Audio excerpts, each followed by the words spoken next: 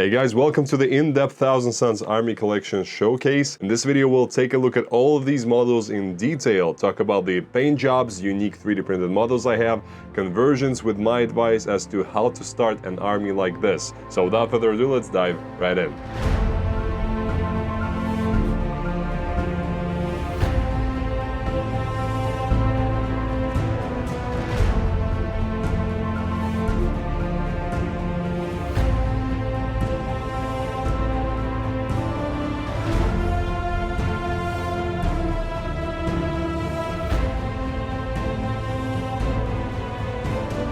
So this is about 4,500 points. I have a couple of Chaos Demons models. As you can see, we have the Lord of Change over there. We have a couple of guys over here, the Blue Scribes, and also the Changeling. So some Chaos Demons element, but most of them are the Thousand Sons specific models. This video is going to be a long one, so take your favorite beverage, sit comfortably, and be ready for something like an hour-long almost podcast with a little bit of a visual entertainment element. So I'm gonna be probably showing you everything from left to right just so we don't miss anything. But first about the theme of the army. As you can see, I have them all on sand bases. Let's take, say, this Exalted sorcerer over here and take a closer look at this model. As you can see, it has a sand base, a couple of stones on it, and I decided to go for this just because it's very thematic. It's something that GW chose for their army just because it resonates well with Discus style of the ground, and I think it looks good with the gold and blue because blue complements that yellowish brownish kind of color, and it does work well with the gold as well. As you can see, in terms of the models that I have, I don't have any tanks in the army just because I don't really like the look of mechanized Thousand Son. All of these Land Raiders, Vindicators and Predators, things like that, even Rhinos I decided not to have for now, even though from competitive standpoint you probably need a couple of Rhinos because that's the best way to protect your Rubric Marines, usually. At least in 10th edition it is like that, it was like that in 9th, so I expect it to be like that in the future as well, and I was planning to have this collection as sort of a long-term investment for the channel so we can play it for years to come. And of course all of these models you can see have been painted by the vf.miniatures painting studio. Our expert painters have spent countless hours compiling this army. At least half a dozen painters worked on this one. Probably, it's hard for me now to remember, but probably even more than that, closer to 10. Taking a closer look at the models themselves, here we have the first model, which is the Rubric Marines sorcerer. So if I were to comment on the army's style and how easy or not easy it is to paint them, I would say that the Thousand Sons, I would probably rank them as one of the harder armies to pull off just because of how much trim you have. So just look, for example, at this shoulder blade. We have a shadow on it. So over here, as you can see, there is this black line, which is the shadow that was created specifically to make the round surface stand out, and obviously the edge highlight along with the decal. So we have a lot of areas like this all around the armor, making every Rubric Marine, even though there's nothing so fancy or difficult in painting these, you essentially create base layers, then you wash everything, wash the gold, and then you create highlights. So it's a typical 3 steps process. You can't really use much in terms of the contrast paint, so saving time in that sense is not going to bring you the same results as you can see here, just because this contrast paint does not allow you to have such pronounced highlights usually, and the shadows, even when they are deep, they're going to have less of a contrast between the shadows that are created by hand when you're painting these with the classic technique. But in any case, the Thousand Sons are quite a complicated army to pull off, and I wouldn't want to paint them myself because, again, that's very laborious. I've started building this army back in 2021 when I wanted to step away from my regular Deathwatch games and wanted to try something more psychic. In 9th edition, Thousand Sons were the most psychic army. They probably could be called that now, but we don't have the psychic phase anymore. But back then, you pretty much could have every sergeant in every squad cast a psychic power, and that was a very big difference compared to something like Space Marines, where you could only have like a librarian and he was the only psyker available. Here your entire army was very active in the psychic phase, which is what I really loved about it. Nowadays in 10th edition the situation is a little bit more different, because your units, your sergeants, they still have the sort of psychic attack, which has a psychic keyword, which does nothing. What they can do is that those psychic attacks are a bit special, so they sometimes have devastating wounds, so they can bypass the save. They can all get the devastating wounds rule because of the Thousand Suns army rule, or should I say detachment rule, where your psychic attacks can get lethal, sustained, or devastating wounds. But it's not as psychic as it was before. It feels more like a shooty army at the moment, which is obviously the result of the psychic phase going away. But still, it is very interesting to play. You have a lot of flexibility now with the rules, because you can be active in the shooting phase, you can then teleport around with the enhancements. And by the way, check out my How to Play Thousand Suns video if you want to learn more about the tactics components in now in 10th edition currently as the rules stand. And then you can come and fight in the fight phase, especially with Magnus, which he is very strong in combat. Mutalith Vortex Beasts you can see over here, here and over there. These three guys, they also fight reasonably well. And the Scarab Occult Terminators, which I have 20 of them in this very center over here, they are also pretty nice in terms of their capability. They can do some damage even though they are far from the melee Terminators that Sun Terminators are. If I remember correctly, my first unit with the Thousand Suns the first unit I bought was actually the Ahriman, so this guy over here. And by the way, check out this beautiful model. It is actually for sale now on the eBay store. As you can see, it is done with a lot of non-metallic metal techniques and some nice OSL effects on his legs over there above the disc. And it's a very nice model, which I still have a second one in my collection for the channel. So this one will go to whoever wants to have a ready-to-go Ahriman for their army, and it's done in the classic sort of Thousand Suns theme, so it does look well, I think, with the rest of the army, even if you're not painting it in non-metallic metal, which you shouldn't, because if you don't live for 150 years, you will not have time to do a full 2,000 points army with non-metallic metal.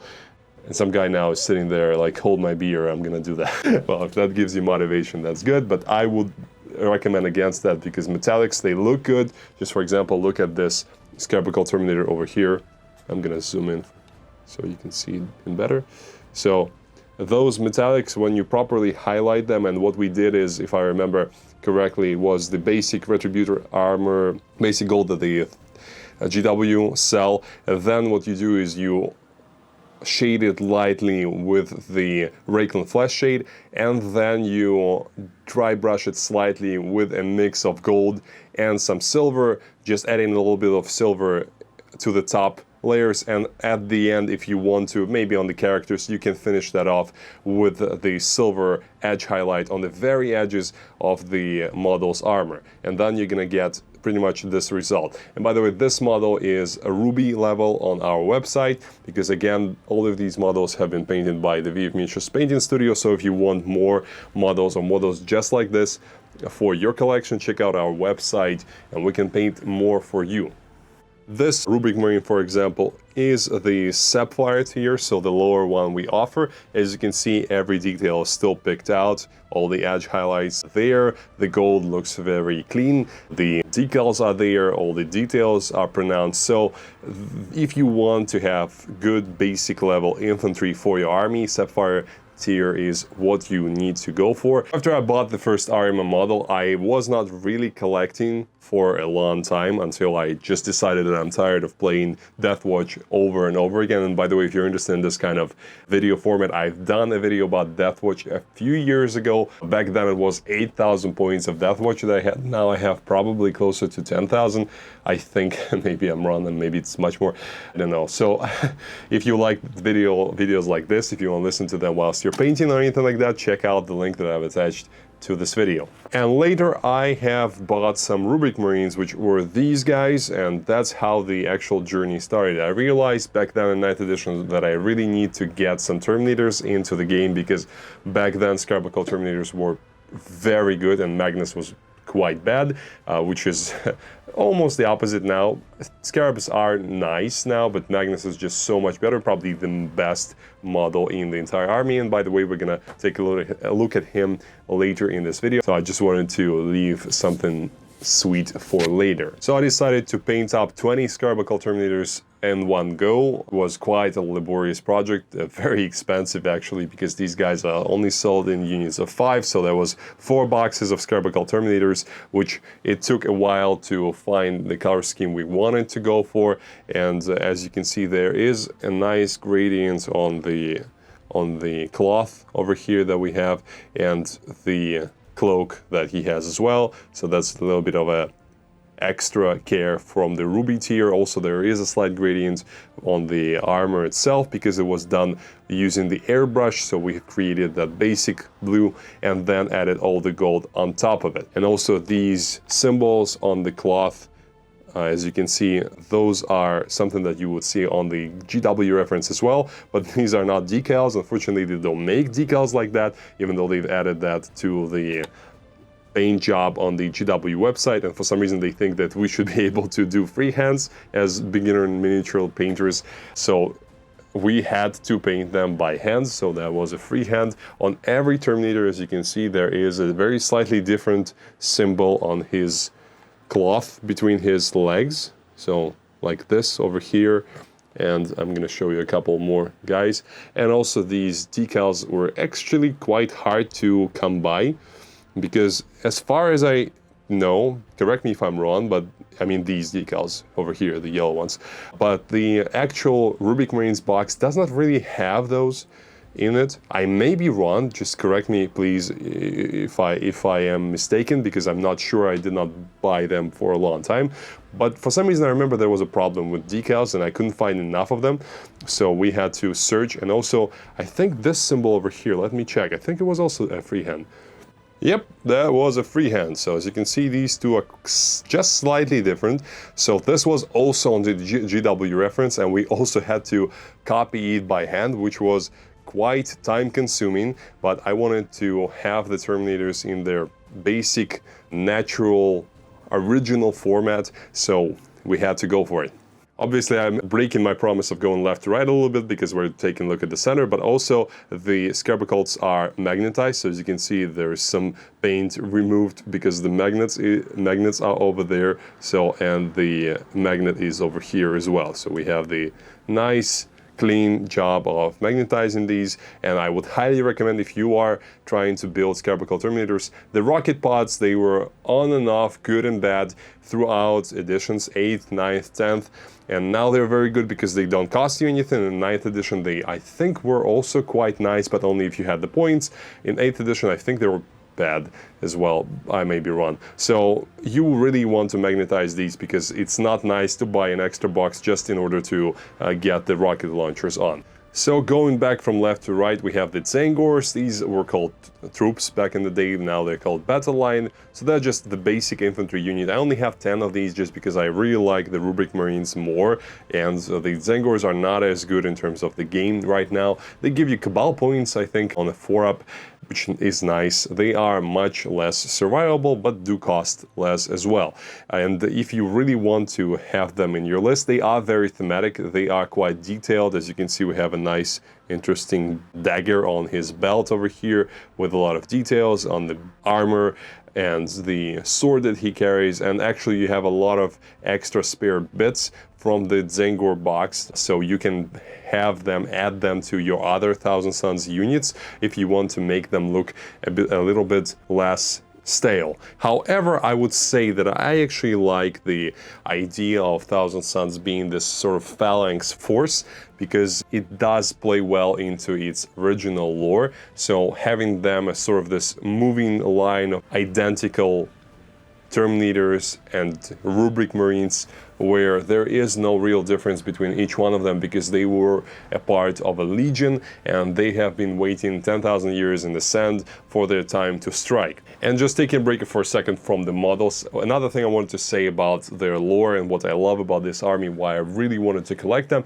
is this duality that you have about the Thousand Sons. The tragic story of Magnus, who was trying to do everything right and ultimately did everything wrong, what is a very interesting aspect, and the fact that they are not like Death Guard or the World Eaters, who are objectively evil and objectively very, very bad and doing extremely awful things. These guys also do very awful things, but they sort of have this good aspect to them, and I feel they are like the Alpha Legion. Something is strange about them. They're not an obvious evil force. They have some underlying agendas which are always interesting to play into and just expand on that and read about that in the books, which is what I like and what drawn me to this army. So continuing down in the left part of the board, we have the Tzeentch Lightened, which were the fast attack previously, but now are just a fast, cheap unit. I really like them for the Thousand Sons Force, just because sometimes they are nice character sniping units in one edition. In another edition, they just are meat for the meat grinder, where you can throw them at your opponent, take an objective, and then they vanish in a nice puff of smoke. Which is exactly what happens usually for them in my games. This is Sapphire tier paint job, so we have all the highlights, everything picked out, all the details are there, everything is clean, just none of the sophistication that you would expect from the Ruby tier, which is more of a box art standard. I really like the swirly energy that we have here, and as you can see, you can sort of see some twisted faces of the souls that perhaps this particular Tzeentch has consumed, which are lifting up his beautiful, in this case, pink disc of Tzeentch. They are very interesting to have in your collection, again, because they provide the fast, cheap sort of threat which you can throw on an objective, but sometimes in other editions they are actually quite good in shooting. I actually have 3 units of 3 of these, so we have the pink guys, we have the purple ones, which are closer to Magnus over here, so that is the purple disc, and a similar kind of a paint job with a nice shiny green bow, and the purple disc, which designates his 3-man squad, and we have the blue guys. So this sort of azure colored disc, which I really like how that looks. These models, by the way, are incredibly difficult to transport. When I received them in mail, they were completely turned to shreds. I had to glue them back literally piece by piece because they are pretty much the most fragile models I've ever seen. They have so many sticking out bits and pieces, which are also very thin, so I had a lot of parts break. So if you see something weird about them or too much super glue, that is because of that. So be careful transporting these, but they are very nice, and I really like the pose on this guy, which he's sort of pointing in a direction where his comrades want to fly and deal with a threat. And I like the fact that each of them has a sort of different shape of the horns that makes model stand out and look different. These models we went with the most basic emerald tier base, so it's just the texture paste with a little bit of the dry brush and just a slight shade added to it for depth. So very, very simple base, which we don't need something sophisticated here because that's Sapphire tier models, and also this nice swirly thing will attract some attention to the base anyways, so it is enough pretty stuff on it for this kind of model. Coming back a little bit to the Rubric Marines, I just realized that I didn't show you enough of them in the first run. I really think that these models, if I were to say which unit is my favorite one, and apart from Magnus, because that's my special love, Rubric Marines, the basic lowly Rubric Marine, if you could say that, would be my #1 pick, because these guys are just awesome. The level of detail you have on them, the perfect symmetry, the perfect proportions of their nice bodies, the armor, and the story behind them, and the fact that this unit in the game itself is performing like this sort of interesting all-in-one Swiss Army knife, where you can have the psychic element, you can have the shooting element of the squad, and also have a nice fighty characters. Nowadays you can run these guys along with a character like, say, the Infernal Master here, which we're gonna smoothly transition into him. So you can have a squad of 5 of these guys, and led by an Infernal Master, which this guy, by the way, is also Sapphire tier. So we have a nice looking shaded and highlighted cloak on him. We have this beautiful looking vortex that is birthing these screamers of Tzeentch, which are also highlighted and look very, very nice and shiny, and his regular armor, which is the same as on these Sapphire tier Rubric Marines. So you can run these 5 of these with a character, and then you have quite a significant amount of melee threat, well, for an army which is not melee, of course, and a very, very significant amount of shooting. If you were to start a collection now, I would say you need at least 20. I have exactly 20 Rubric Marines, so 10 over here and 10 over there with the flamers. Let me show you this guy, for example. He actually has a special converted head. I don't remember where we got this head, but as you can see, it has this nice sort of green flame on it, indicating how powerful the psychic powers running through his veins are. So he is also Sapphire tier. Look at this nice gradient on the cloak he has in the back. And his squad is only fully flamers, warp flamers. I actually have a couple of magnetized models. I think this guy over here. So he has the icon. Let me focus that. Yes, he has the icon of flame, this green, nice, shiny thing, which is, as you can almost feel how it's burning with the flame of the Tzeentch demons coursing through this sort of dust body. And he is carrying the flamer, which you can remove his arm and expose the magnet over there, and you can change that to the Soul Reaper cannon, which you should have your Soul Reaper guys magnetized, because again, sometimes when the war gear is expensive, or when it does cost something, you may need those 5 extra points to fit the more important squad in. And even though Soul Reaper cannon should be something that you carry in every game that you run, by the way, the Soul Reaper cannon is over here. So we can take a look at how that thing looks, and it looks glorious. Just look at those barrels. It reminds me of the way that the A10 Warthog GAU 8 cannon looks. So this huge, I think it's 20mm or 23mm autocannon, the Gatling version, which spins and just spits out so much energy, so many projectiles, and this looks a lot like that. And another reason why the Rubric Marines are so difficult to paint, just look at this small area on his leg. All of these yellow and blue lines, which each of them needs to be highlighted. Look at that.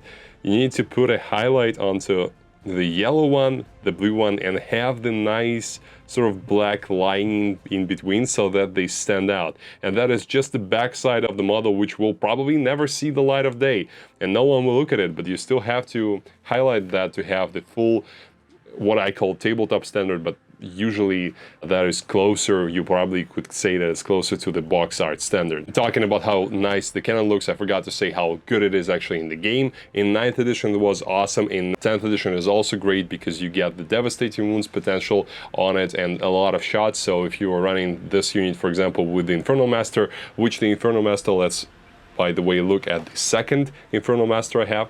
This guy is the second one. I think this one is Ruby tier, if my memory serves me well, because it has a little bit more work done in terms of the gradients on the cloak and a little bit more work in terms of the flames and this part over here. But overall, very similar kind of a result.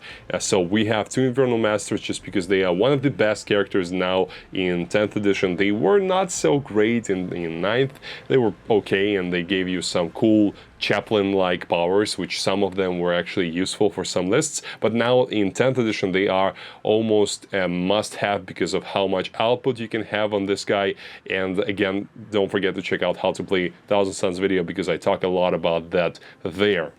And a very beautiful model as well, because most of our other characters, so let's take a look whilst we are here at the Exalted sorcerers. So when you look at them like this, it looks like they are pretty much the same size, but because this guy is on a stone and he's also on a 40 mil base compared to a 32 mil base on this model, this guy is looks much smaller actually. So I really like the fact that the new Thousand Suns character, the only one we have for now, unfortunately, he is a bit bigger, so looks a bit more up to the standard, the new sort of dimensions that the GW are looking for. But this model is again a ruby tier, a very nice looking cloak as well, a bit more of the gradient work done on these papers that are sort of living their own life with the interesting snake heads on them.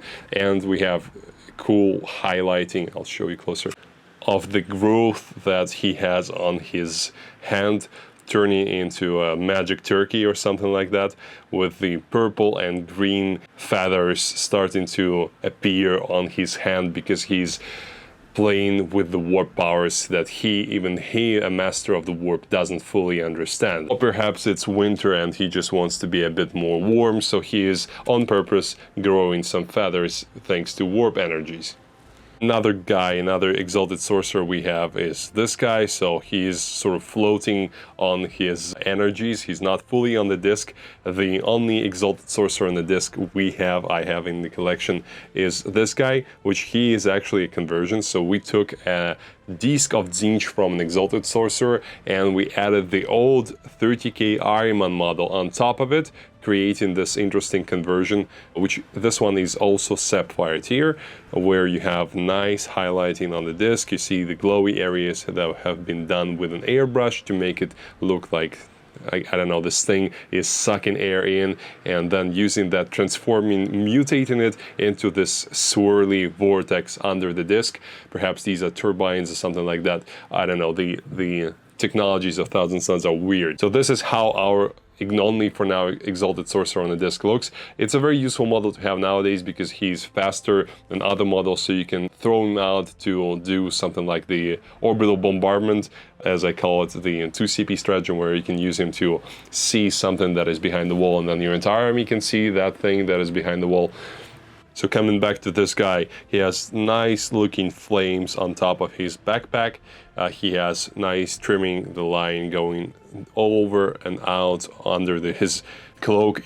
Believe it, it's very difficult to paint these lines straight like that. It took a while, I remember, for the painter to accomplish this. A little bit of a bend to the staff just because it's been through a lot of tournaments and games, so he has seen a lot of stuff. Continuing on, we have the Tzaangor Shaman. So this model is again the sapphire tier. He's like a leader for the Tzaangor Enlightened, which you can add to the squad. Currently he gives 5+ feel no pain to the unit and also +1 to hit so that they shoot better.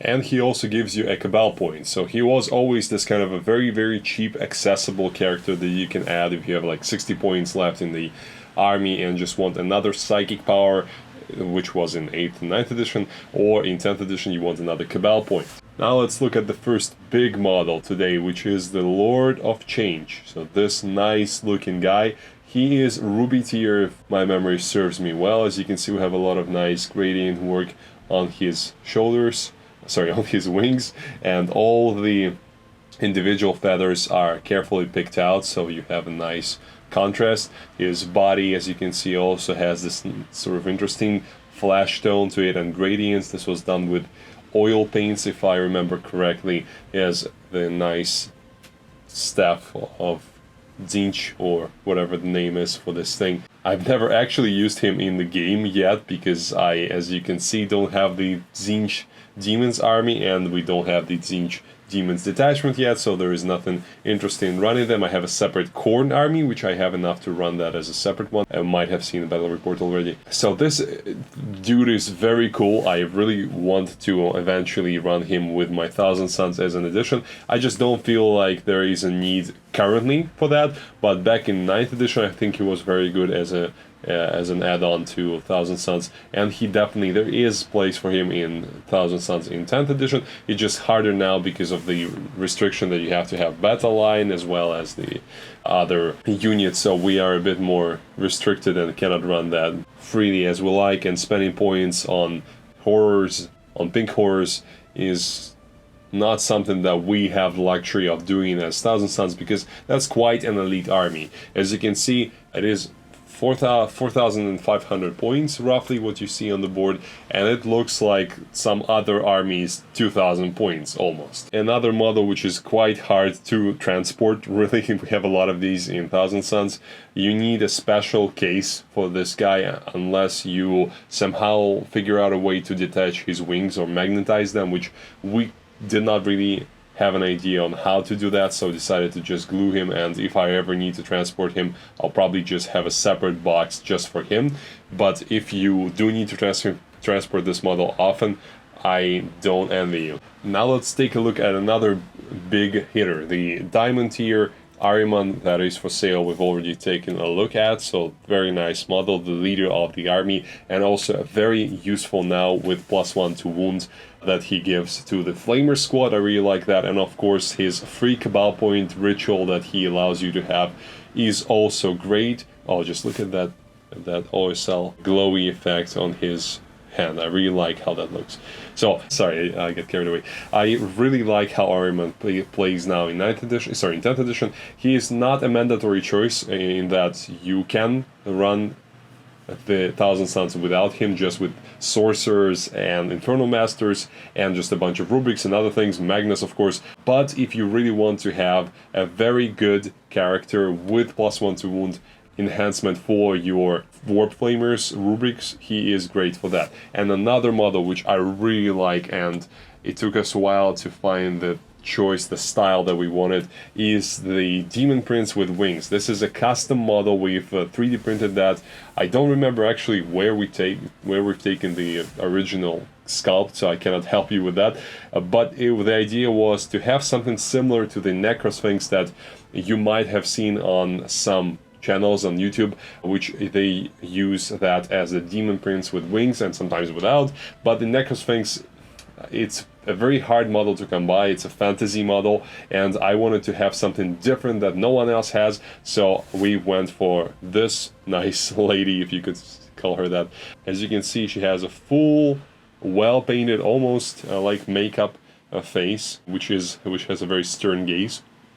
We have a free-handed symbol of the all-seeing eye, something that reminds me of the Lord of the Rings trilogy, and it has these nice colors of yellow and red and green and blue there, very symbolic for the Thousand Suns.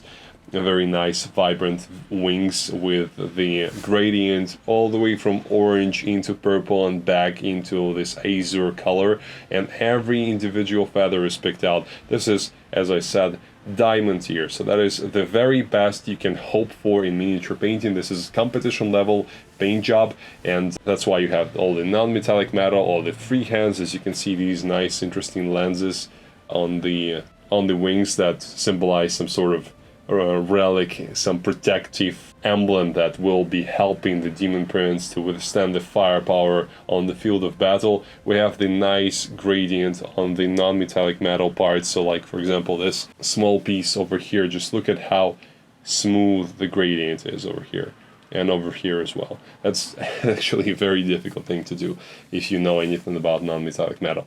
And the same kind of thing on the lower part of the model over here, and the nice hair, again, everything picked out, all the shadows, sitting on this cool crocodile thing with glowy eyes, and bases decorated with glowing crystals in the same color scheme as the model itself. So that is the Demon Prince with wings, the 60mm base, so everything is up to the standard of GW. Of course, you cannot use this model, I assume, on the official GW tournaments, because they like you to spend money on their own models, which I will probably paint the original Demon Prince model at some point, just to have the Demon Prince on foot without wings. And I also like the new model that they've released. It's nice, but this is more thematic. more Thousand Suns to me, at least. By the way, don't forget that if you are subscribed to my Patreon, all the Patreon subscribers get a certain discount depending on which tier of Patreon you are, up to 25% for the highest tier of the High Lord of Terror. Let's take a look at something that you might have already noticed as being unusual. Over there, we have the Chaos Spawn. So if you know, the Chaos Spawn that GW sell are the two-man box, and they don't look nearly as nice as this model. I don't know why they decided to not update this model, just probably because they don't have the production capacity to update everything that we want, which they have a big business, so that's understandable. And I wanted to find some alternative to that, which has the same, I think it's a 50, yeah, it's a 50 mil base, and has a similar kind of a size, but more of that dusty theme of Egyptian pyramids and mummies and all that, which works really well with the Thousand Suns. And what I found was the Oziak Bone Reapers Necropolis Stalkers. So they are sold in boxes of 3. So in order to have three two-man squads of these, you only need to buy 2 boxes, and they can be assembled into these very nice, cool-looking constructs. And why you want the Chaos Spawn in your list is because they are very durable. They have 5+ invulnerable save, 5+ feel no pain. They can also regenerate D3 wounds in your command phase, and they have toughness 5, so they are hard to shift 4 wounds, and they're very, very cheap. And they, even though they have OC1, they still are quite good to push onto an objective. So I decided to buy 2 boxes of them assembled and painted them myself. So this one was my paint job, and I am planning to make painting tutorial for these guys. Probably have been planning that for a while now, but I'm gonna do that eventually. This was painted mostly with contrast paints, with just some additional elements like dry brushing, this similar sort of base that we've done for every other model, which is just a dusty ground. And I think they look very nice. I've also added a nice glow effect to the eyes of this model with this green sort of glow, which adds the evil aspect to the model and makes it look even scarier. And these huge blades that it's carrying, they look very imposing. So I do really recommend these Necropolis Stalkers as your alternative to the Chaos Spawn, and I'm probably going to make a tutorial on how to paint these at some point in the future. Right behind them, over there in this part of the table, you may see the Chaos Cultists, and I'm gonna show you a couple of them. So they are very nice looking models. They have a lot of detail on them, which is usually just bypassed by people who are painting them, because obviously these are very basic troops, so no one wants to spend too much time on them. We decided to go a bit further than that, and I think we painted these as Ruby tier, and we've done as much as possible to enhance how they look. The azure cloths that they are wearing, they complement the Thousand Suns style very well. We have all the highlights on this wrap that is on the handle of the axe, made from what seems to be like a part of a cog or something. Perhaps this was a factory worker who decided to follow Tzeentch and became this zealot who is fighting in the name of the Chaos Gods. And he has a belt on his robe, and to this belt is attached a sacrificial dagger that has seen a lot of souls perish under its pointy blade. I'm going to show you a couple of more models. This guy is carrying a flamer, not a heavy flamer, just a regular one, which is still looking quite cool with these tanks of Prometheum probably, and on his backpack, and the cloth in between his legs, the mask that is covering his face so that no one knows who struck them. This one, you can see his crazy face under the leather mask and the bionic eye. His beard is carrying some sort of makeshift weapon, a mace, apparently to enhance his combat abilities. But of course, he's going to be crushed by the servants of the Emperor, who are going to just appear behind his back and remove this guy from this plane. This guy is another cultist, very cool looking eyes he has. Again, looks very, very crazy mad, and also all the details picked out on him a nice highlighting, as you can see on the mace over here that he's carrying. I don't know the correct names for these.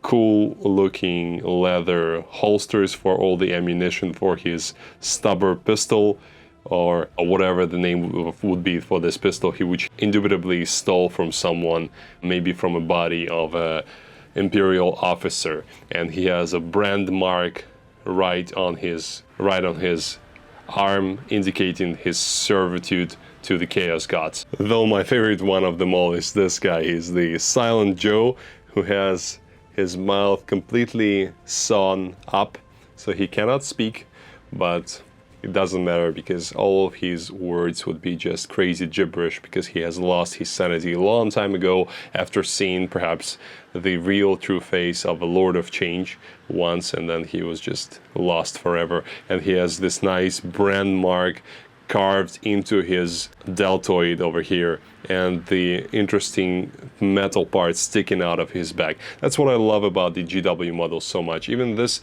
lowly cultist model has so much detail on it, even though no one really wants to paint that, because that's just a very, very hard and difficult long process. But if you do, if you spend the time, your models will look amazing, and each one can tell their own story about the hardships of the endless war. Next, I want to show you my favorite vehicles in the army, provided I don't have much in terms of vehicles here, because as I explained in the beginning, I don't really like the look of tanks in the Thousand Suns army, so I decided to go for the Helbrutes, and they were quite good in 9th edition because of 5+ invulnerable save and -1 damage, which their Space Marine counterparts didn't have, apart from the Black Templars and Deathwatch weird ones, but most of them didn't have that. So I digress. The Helbrutes were good. They're not as good now in 10th edition, though they do provide you with a discount for cabal points, so there is some utility with them.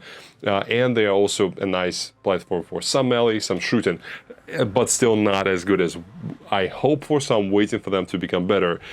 But they are still very nice looking models, and I'm glad I have them in the collection, because I'm sure they will become good at some point. That's another advice I have. The reason why I have about 4,000 points here is that 4,000 points is the mark that you should be aiming for if you want to have a full collection and really don't have the situation where the new edition came or new Balance to the Slate came out and you have just no models to play with. Really what you need is 4,000 points. There you on average will have enough to either have a very good list anyways, even after the changes, or just need to add maybe 100 or maximum 200 points, add something small to the list, buy something new, and paint it up to really have the competitive list that you want to have. That's at least what I feel is a good mark to try to aim for. So on this Dreadnought, we have, first of all, the nice looking free-handed banner, which was added by the very talented painter that was performing this job for me. So it has, as you can see, this beautiful maze of Tzeentch that is indubitably housing a lot of lost souls that the Tzeentch is overseeing and laughing at the peril that they are in, endlessly in the eternal silence of his dingy halls. I don't know, that's how I feel about it. And that's the idea of this banner. So he is sort of leading the charge of the 3 Helbrutes, which is why I really want to run them again, because they're very cool models. We've also added some custom bits to them. I don't really, now that it's painted, I don't really remember which bits are custom, which are not, but some of these, I think, pointy bits are not from the original box. So some of them are, some of them are not. Or definitely, now that I think of it, I'll show you the other Helbrute. Yep, this guy, he is full of extra bits that are not from the box, which were just sculpted from the green staff by the painter. So these interesting tentacles over here, over there, over here, and here, they are not from the model. They were just added in for extra Tzeentchy effect. And the models, the Helbrute models themselves, are very nice. And these guys are fully magnetized, as you can see. So you have all the guns, all the weapons available. I'm going to show you a picture of how that looks. All of the models, I have like a bag of spare bits with these so that I can have all the weapon options available. That's another cool thing, is sometimes people wonder why the cost of the magnets is such that you could almost paint an extra model for the cost of those added bits. But the reason is that actually, if you look at how much extra work it takes to create, to paint up and assemble and clean up all those bits and make them look just as good as the model itself, it is actually, in terms of hours of work, that is pretty much the same as making a new model. What I really like here about him is the nice glowy blades that we added to his claws, even though he actually is fighting with his arm that has a whole mouth inside it. Over here you can see the demons are just transforming this guy into something horrible, but we still wanted to add these claws. And obviously, as you can see, this is a ruby tier paint job with the extra layer of free hands on top, so we did not really save any time or save up any time on making these. We wanted to make them look as good as just humanly possible. Lastly, this guy over here with the hammer, we've added this chain to him just to have some sort of additional element to make the Helbrutes look as good as they can be. And this guy is carrying the last cannon, but remember, all of them are magnetized. So we went with this green color to complement the azure armor color of the Helbrutes so that it looks just like the other Thousand Sons, but has their own flavor to them. Next, we'll talk about the demons. So this guy, I think he's a 3D printed model, or like a 3D printed scan of the GW model of the Changeling. This one is a Sapphire tier character. So you can see again, all the highlights are here, all the highlights on this cloth, which does look quite good. The flames over here are highlighted. The parchment paper that is flying in the wind is also highlighted. We have nice color accents on the feathers of his staff, on the handle, wooden handle as well, and the small nice accent elements on his back. Everything is highlighted, all the shadows are here. Look at the separation of his muscles on his hand, deltoid biceps. Everything is here, the nice black void where his face should be, and the cool vortex that is holding him up. So that is a very nice looking model, and in terms of the rules, he is very, very valuable. Unfortunately, you do have to have a battle line, Chaos Demons battle line Tzeentch unit now to have him, but he was a great lone op, able to disrupt your enemy's plans, because you need to pass a battle shock test to be able to shoot at him, and he's always -1 to hit, so he's very annoying to deal with. That's why I've added him to this collection, but now I have to paint some pink horrors or something like that to actually run him, so that project, it was halted a little bit because we have other things to paint. His other cool lone op counterpart is this very interesting, very funny looking 3D printed proxy model of the Blue Horror. So this was done by some unknown artist. I don't know where we've taken this 3D model from, but it has all the cool elements that you want to see on the Blue Scribes, the books. We've added some free-handed symbols onto it, so some sort of stuff that the Blue Scribes were writing, and then they got angry because they saw someone trying to steal their, I don't know, workbooks, knowledge something, and they have the cool, very high contrast tongues sticking out of their mouths, and the writing here is as well on this board over here. So they are doing a good job keeping track of all the secrets that Tzeentch is harboring, but at the same time they're trying to defeat the enemies of that Chaos God. And we have a very interesting looking base. That was the painter's idea. He decided he wanted to have some sort of warp vortex going on, and we didn't want to have just a clear base as always, so this was a cool idea and I really like it. And this is also Sapphire tier, so all the details are here and it looks very, very cool, even though it's not the best painted tier that we offer. Let's go a bit deeper into the hard-hitting stuff. We are nearing the ultimate opus magnum of this list, which was the Magnus the Red. But before him, we're going to take a look at the Sapphire tier, very cool looking Mutalith Vortex Beast. This is the GW model, so not the 3D printed proxies or analogous models that we have over there, which I'm going to show you as well. This is the original one, so the very well-known design.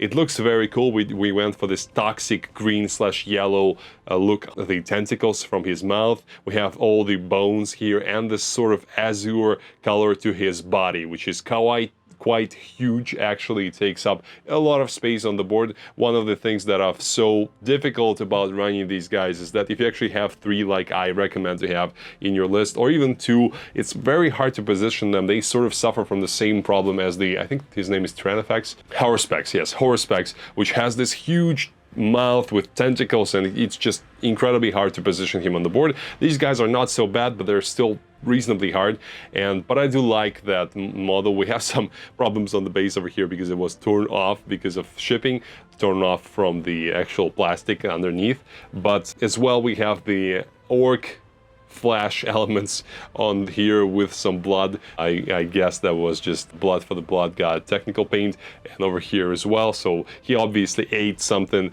along the way and just thrown the chunks that he wasn't interested in away from him on his way to another prey. We have this huge vortex of warp energy that he is harboring to shoot. Why I like these guys for the Thousand Suns army is because they have pretty good shooting, pretty good melee, and they are extremely durable. So if you really want to have something like a monster in your army, you want to have an anchor unit that can soak up damage and take away from the attention from your other units, I think Mutalith Vortex Beasts are really good for that. I talk about that in my How to Start Collecting Thousand Suns video, so I recommend to watch that if you are planning to start the Thousand Suns collection for yourself. Here is a non-original Mutalith Vortex Beast. As you can see, he has that evil eye, which we were inspired by the look of the Smaug's eye from the Hobbit trilogy, and this kind of a yellow, glowy, draconic almost eye. And we have this nice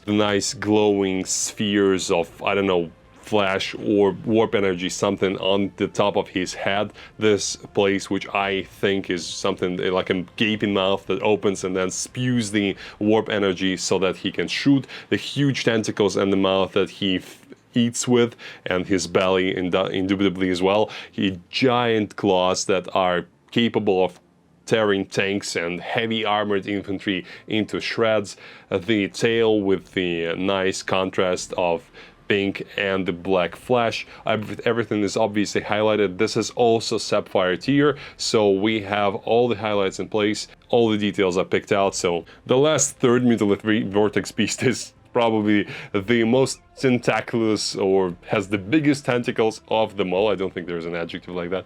Which he even has a head on top of a tentacle, which I assume that's his main head.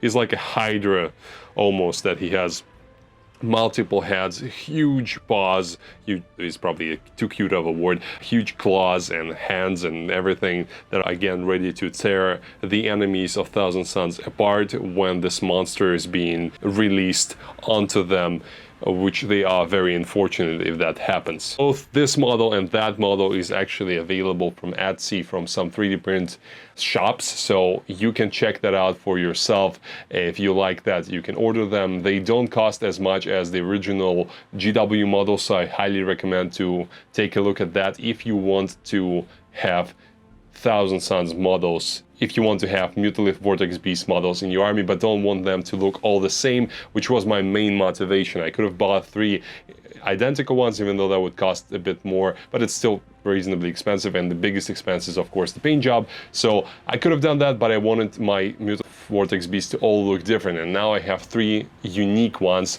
which that I think is the way to go. And now, finally, after we've taken a look at all of the models that I have for the Thousand Suns, we will look at Magnus the Red.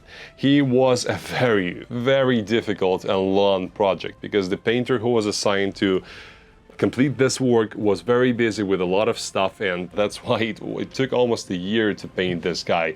I was planning to have him by the start of 2023, and I actually got him only in the very beginning of 2024, but now we have him, and this is a diamond tier Magnus the Red that you have seen in the very beginning of the video, of course, and obviously now on the table throughout the video.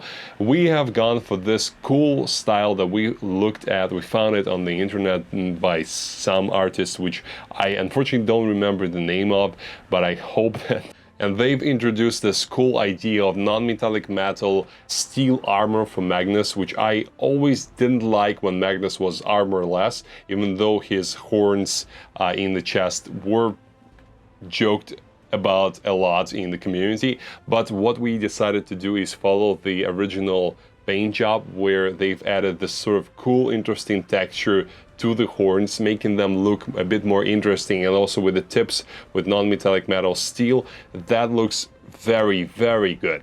And he has all of that energy coursing through him, which you can see all the way over here on his staff of Magnus, which is also non-metallic metal and has the red parts, the blue parts, and everything shining. This ball of energy looks very intimidating. He has obviously all of the feathers picked out, all the symbols of Tzeentch gods, or I don't know, whatever, glowing on the wings.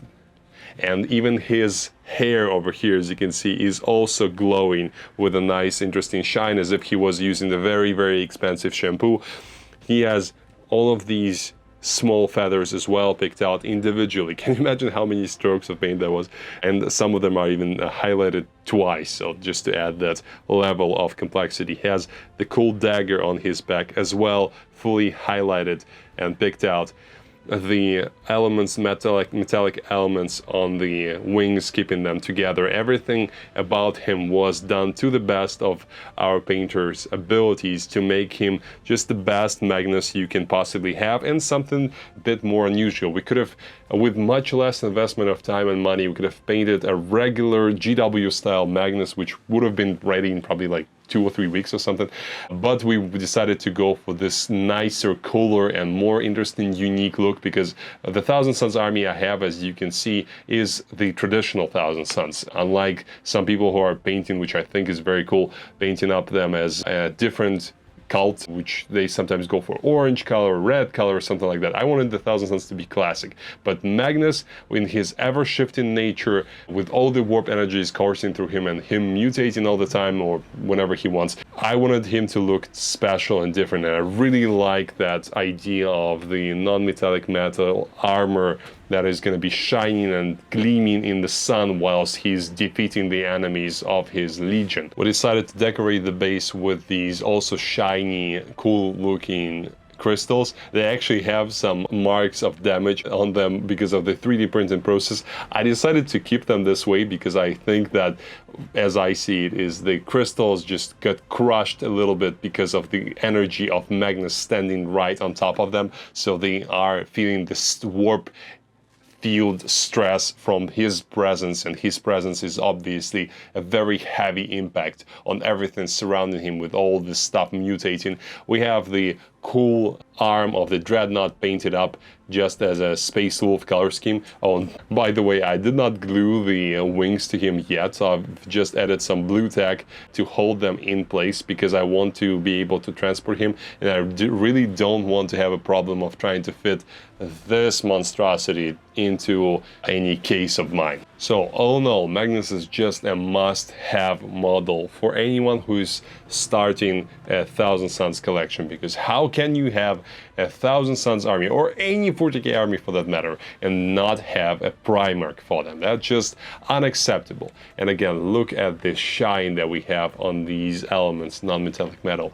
The non-metallic metal is a very interesting technique because it gives you that fake, essentially, shine that is not like the true metallic, regular metallic paints that you're using, which are actually shining. Here we are faking the color, the light reflecting from a surface which is actually non-reflective and actually very matte. So, but that looks very good to the human eye. And especially I like this part where you can see the red going very subtly into the blue. And yeah, that motto is my favorite Primarch for now that we have, even though the Mortarion that I'm gonna have, and we're gonna have a separate video about my Death Guard where we're gonna talk a lot about Mortarion, even though Mortarion is also quite beautiful, but just Magnus has a special place in my heart, so I hope Mortarion will forgive me for saying that. So overall, a very, very interesting army to play, a great experience. If you've seen my battle reports with Thousand Suns, they are always an interesting mix of shooting and combat and teleporting around, outwitting the opponents, if that is applicable to this particular battle report I mentioned, where you are trying to cope with the fact that army is quite slow usually, but also have some tools to teleport or move around, like Magnus, for example, which I didn't have yet in the battle reports, but other units can teleport, can double move, and you're just like a composer or the conductor in the orchestra,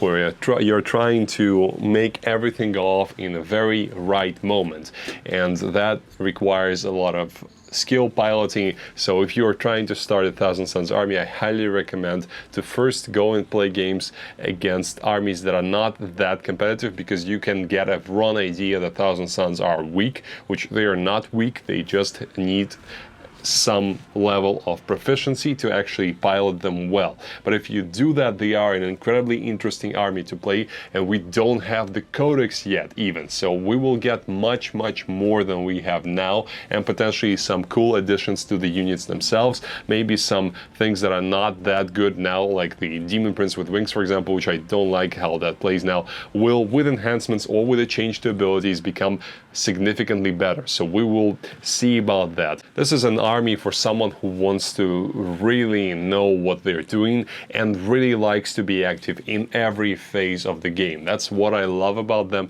and that's what I think you will like about them as well if you start collecting them. Check out my How to Play Thousand Suns video if you want to learn more about the tactics of that for 9th edition, and I'm definitely going to make a video about the codex, another How to Play video when the codex comes out. But for now, this one is very up to date.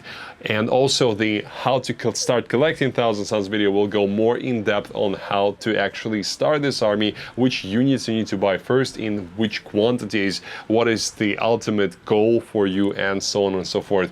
Do check out my Patreon if you want discounts for the painting studio, and of course our website as well. And also do check out the eBay store for the Ahriman model if you're looking to pick up a ready-to-go vf.miniatures painted diamond tier Ahriman model for your collection, because this guy is ready for you, and you, I'm sure, will enjoy his very nice look. I hope you enjoyed this video, and I'll see you next time.